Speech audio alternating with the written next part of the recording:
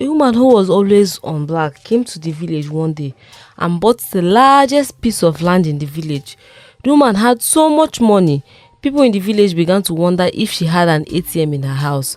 Because she was a widow, the jealous villagers started spreading rumors about her, saying that she must have used her husband for rituals.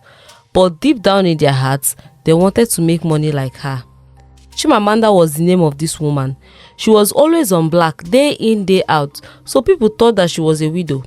Unknown to them, her husband was in her secret room vomiting money for her. She had turned him to a money-making machine. He keeps vomiting money day and night. In this beautiful village of Armar, the men were the direct opposite of what they should be. All the men were very lazy, like laziness was a disease spread to all the men in the village. Instead, the women were very hardworking. Some would say that it's the laziness of the men that pushed the women to be very hardworking, as they couldn't bear to see their children starve. The women worked day and night under the rain and under the hot sun, while the men sat down all day lazing about, either sleeping, singing, drinking, or gossiping. This bad behavior continued for so long in the village that it became a custom. Boys automatically thought that working was for women, so when they turned to men, they lazied around too. The women felt so bad and angry. They had to work even with their babies on their back. When they get back from the farm and market, they will still cook for their lazy husband. The lazy men will eat and laugh out loud, announcing that they are the prize and not the women.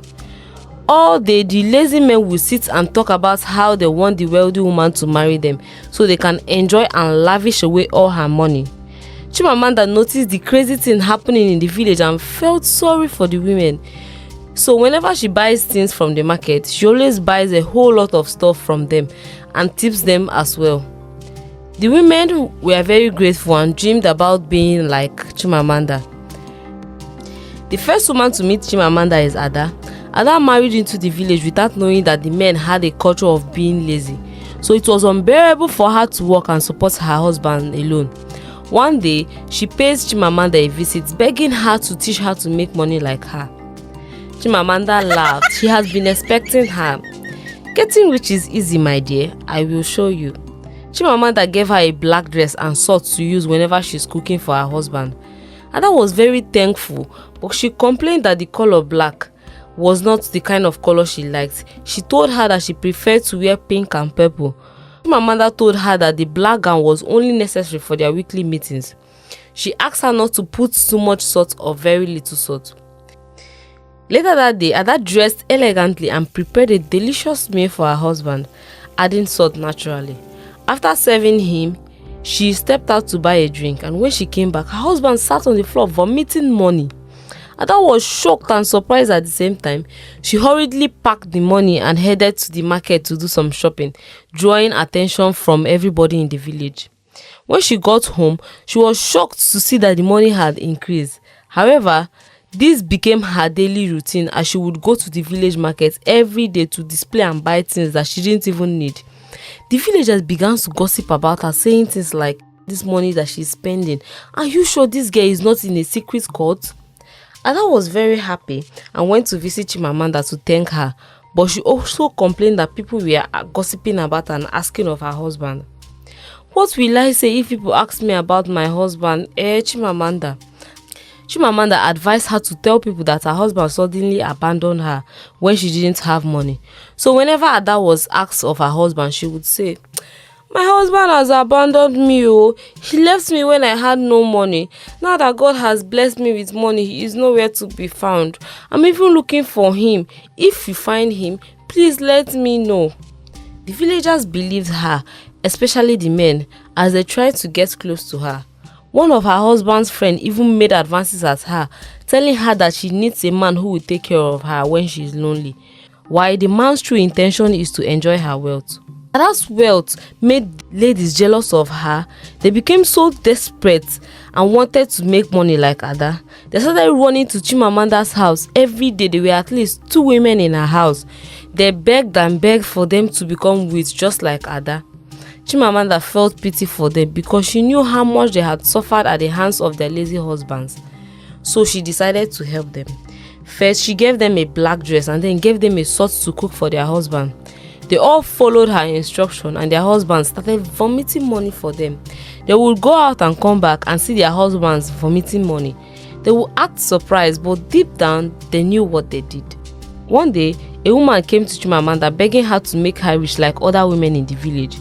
She pleaded that her husband had died and had left her alone in this wicked world. But Chimamanda told her that she should leave, that she can't help her. I only help those with husbands. I can't make you rich. Women with husbands came to her and were rich within a week. More women in the village became rich and more husbands disappeared. Soon Chimamanda created a group for the wealthy women called the Widows Club. They wore black gowns for their weekly meetings and would buy the most expensive jewelry, food, houses and even cars in the village. They usually throw big parties and spray money all over the place. This made the remaining men scared as their friends kept disappearing while their wives became richer. I'm very scared for my life. I wonder if my wife will one day become rich and I will disappear, one of the men complained. I keep praying every day that my wife remains poor so I won't disappear, another said. I will start supporting my wife so that when she gets rich, she won't make me disappear, another scared man said.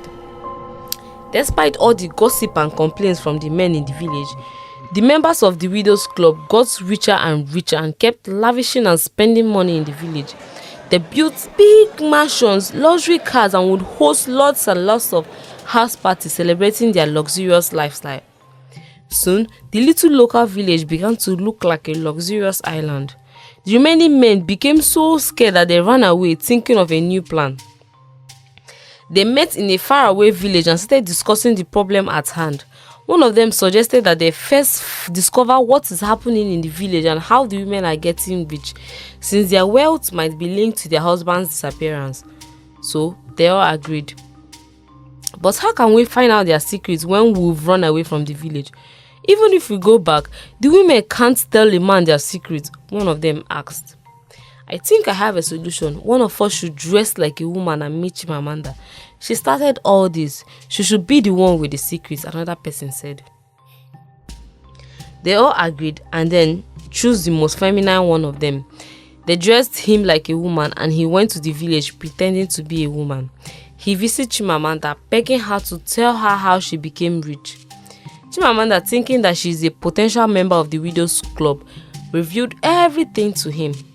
She said, since our husbands do not want to support us, we have decided to help ourselves. Yes, we have decided to help ourselves. We have a club called the Widows Club. I give the women a powerful charm in the form of a salt. They cook with this salt and immediately their husbands eat the food. They start vomiting money, Chimamanda told him. The man, pretending to be a woman, wanted to shout out of shock, but he had to keep quiet so as not to blow his cover. Chimamanda even took him to the secret room where they hid her husband who was vomiting money for her. The man was so surprised and finally understood why the men were missing, why the wives were getting richer. So Chimamanda gave him the salt and instructed him on what to do. The man thanked her immediately and ran away to tell the others what he had seen and heard. They were so shocked. How could our women be this heartless and turn their husbands to money-making machines? This is crazy. We have to do something about this. They thought hard. How could they defeat women who had powerful charms? So they came up with an idea to bring a man of God. They explained to the man of God their situation, and the pastor blamed them for being lazy and not working to provide for their wives. So he told them, I will only help you guys if you promise to work and provide for your family from now on. They all agreed. So the man of God went to the village with a crew of mighty prayer warriors. They prayed and prayed and prayed and broke all the evil chains holding the men. The charmed men came to their senses and promised not to be lazy again. The women also repented of their sins and were ready to take back their husbands only if they changed their ways. Soon there was peace in the land, and the men became so hardworking that they even begged their wives not to work anymore. They treated their wives like queens, and their wives took good care of the home. Chimamanda soon left the village to start up the Widows Club in another village. The end. If you are like the women who didn't get support from their husbands, would you have the mind to turn your husband into a money-making machine? Let us know in the comment section. This story teaches us that it is important for a man to support his wife, as well as the importance of a hardworking wife. Though the women went the wrong way to teach their husbands a lesson, we should be careful of influences like Chimamanda who introduced them to charms. Do not forget to subscribe, like, and share. Until next time, bye.